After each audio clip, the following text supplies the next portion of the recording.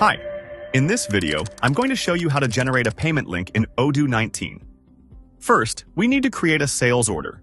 Go to the Sales module and click on New. Select the customer, then choose the product.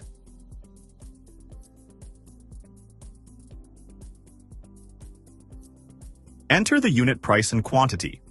For example, I'm entering a quantity of 20. Next, go to the Other Info tab and make sure that the online payment option is enabled.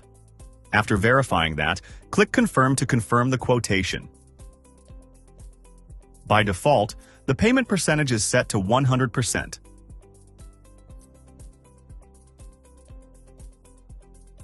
Now, you will see the Generate Payment Link button.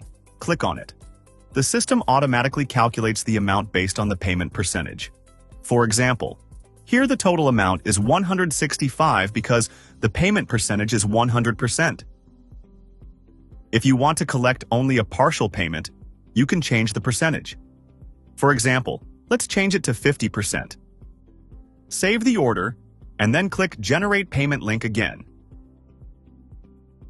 Now you can see that the amount has been reduced to 50% of the total.